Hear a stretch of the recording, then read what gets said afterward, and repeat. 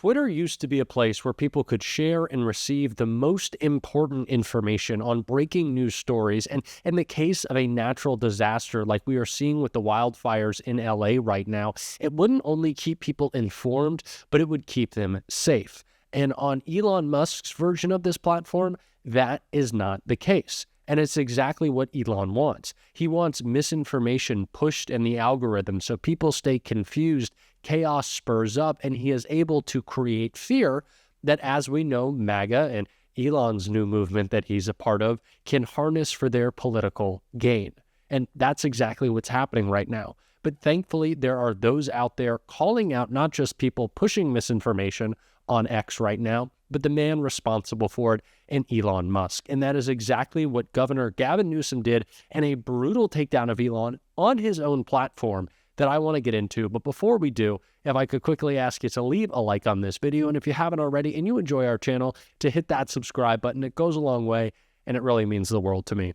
Now, before we get into what Gavin Newsom had to say about Elon Musk, I want to hear in an incredible breakdown from Chris Hayes all the ways that Elon is spreading misinformation and what needs to be done to combat it. Rumors, lies, and hoaxes have always spread during times of disaster. It's a phenomenon probably as old as humanity itself. Even the best of circumstances, a crisis like this chaotic, unprecedented Los Angeles wildfires would be a vector for a lot of bad information. Our polluted information environment is creating an absolute blowtorch of lies being spread by the richest man in the world on the platform he owns to spread them, and the incoming president of the United States. For example, there's the false claim that the city of Los Angeles is out of water. Donald Trump himself posted a number of attacks against California's Democratic governor, Gavin Newsom, because this is what he does when there's a disaster. He sort of looks to blame with lies, including saying Newsom refused to sign the water restoration declaration put before him that would have allowed millions of gallons of water to flow daily into many parts of California. As Newsom's office notes, however, there's no such document as the Water Restoration Declaration. It's pure fiction. One local outlet also pointed out since Newsom has been in office, there has not been legislation that would do what Trump is describing. Trump made it up. Elon Musk and others boosted the similar claim the LA is out of water to fight fires. You see this everywhere, that Democratic Mayor Karen Bass is to blame, with Musk attacking bad governance at the state and local level that resulted in a shortage of water. I gotta say, this is really important because I've seen this everywhere. It's false. So what is true is that firefighters have been having trouble accessing water from hydrants, pulling it. And there's a very simple explanation for that. It has nothing to do with Mayor Bass. As the head of the city's water department told the BBC, we're fighting a wildfire with urban water systems, which is really challenging. Los Angeles has an urban water system designed, first and foremost, to get waters to homes and businesses. It is not designed to fight massive wildfires in a whole bunch of places at once. BBC also clarified firefighting crews were not without water, but rather faced issues, and this is key, with water pressure. There's water, there's not water pressure. That's true for a number of reasons, including high altitude, droughts exacerbated by climate change, unprecedented demand for water to put out the blazes, the fact that supply lines that feed fire hydrants are being disrupted by the raging wildfires themselves. Again, none of that is the fault necessarily of the mayor or the governor. But the whole point here is to create a story in which they're the bad guys, which is not to say that they're doing everything perfectly. It's just, there's not a real fact here that this is based on. And the misinformation doesn't end there. Musk also claimed without any basis the LAFD prioritized DEI over saving lives and homes, which is really a pretty gross statement, frankly. The core of the gross attack appears to be that Los Angeles' fire chief, Kristen Crowley, is both the first female and first LGBTQ fire chief in LA's history. And because of that, to people like Elon Musk, she must therefore be unqualified and therefore responsible for the fire. Now, to be clear, Crowley has served in the LAFD for decades. She worked her way up from a firefighter all the way to fire chief. She received special commendation back in 2020 for her work during saving 9 homes during the 2018 Woolsey fire, along with her wife, who also spent decades in the Los Angeles Fire Department. It should go without saying, Crowley's personal identity has nothing to do with department preparedness to combat wildfires. Musk wasn't done with the gross attacks, though.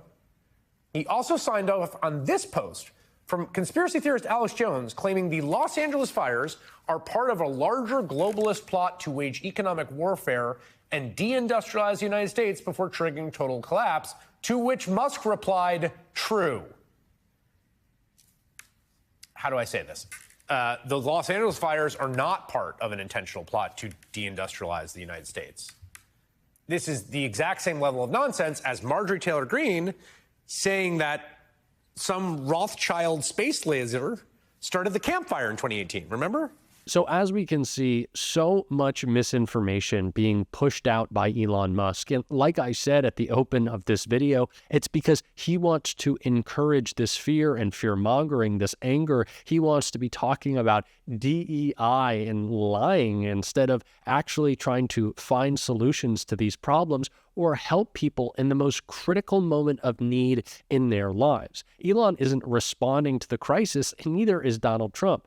They're trying to use it to their political advantage. And that's why they're lying so much. And that's why Elon Musk loves this algorithm that he's created. When we see natural disasters cause all of this political unrest, or even just the day-to-day news cycle being impossible to understand because there is so much misinformation, fear, and hatred being spread on Elon Musk's platform. But thankfully, Gavin Newsom was there to call it out, responding to a tweet that Elon made, and I want to check both of those out right here. Elon Musk responded to a post claiming that Newsom and California Democrats literally decriminalized looting, barring police from arresting looters and prosecutors from prosecuting them, with Elon Musk posting a clown emoji. Now, of course, that is a complete lie, and so Governor Gavin Newsom on Twitter responded, "Stop encouraging looting by lying and telling people it's decriminalized. It's not.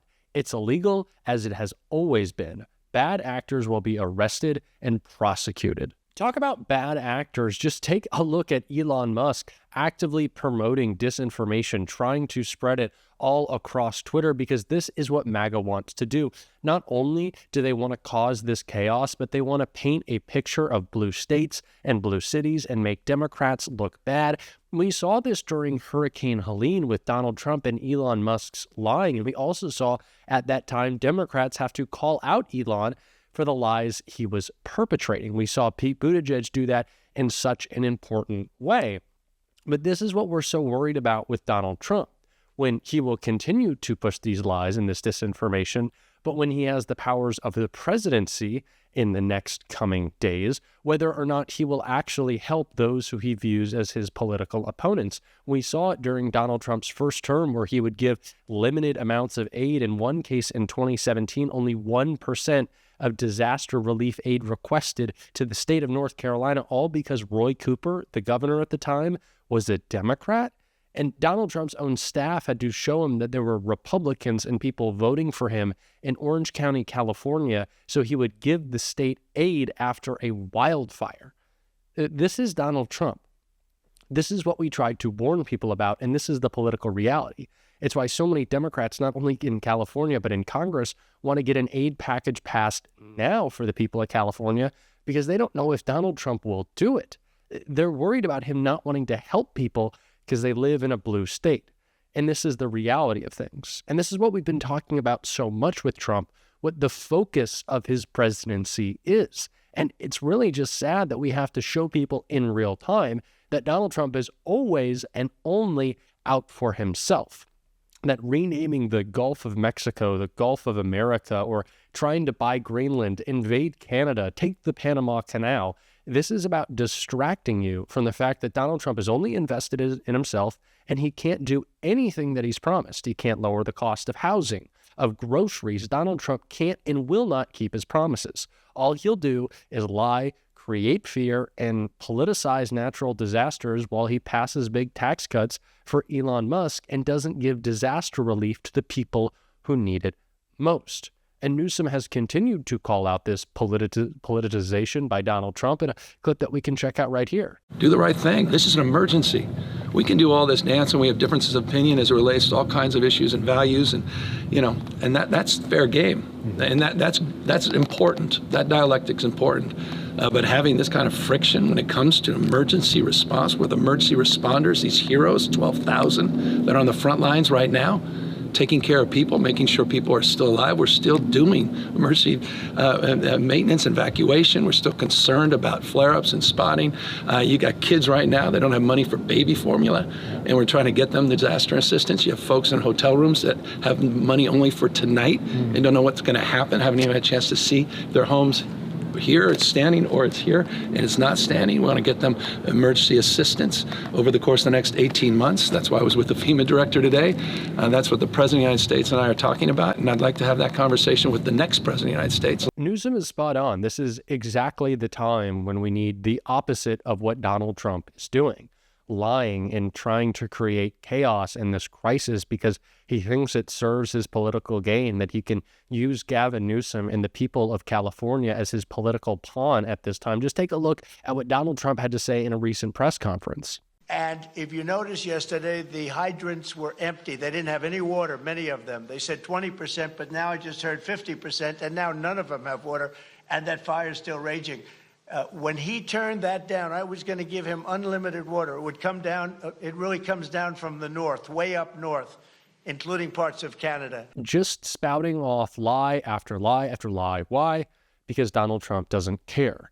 And remember, we know that this chaos serves them. It's what Donald Trump is focused on. He knows if he can just, as Steve Bannon says, flood the zone with dis and misinformation, get people confused, create chaos. Again, we will turn our attention away from what Donald Trump has already admitted that he's failed to do, which is keep the one promise of his campaign that people actually cared about, lowering costs. He knows he can't do it, and so he wants us to focus on something else. So he's always waving some shiny, weird object or strange statement or inexplicable and inexplainable performance at some press conference to make sure we're not focused on that.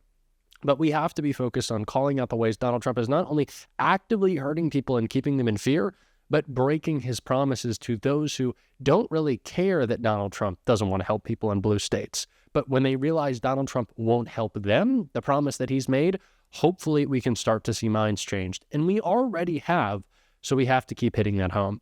And we're going to be doing that on this show every single day. And if you want to support that, as always, you can hit that subscribe button. You can leave a like on this video. And if you stuck around at the end, you can drop a blue heart in the comments. And until next time, I'll see you soon.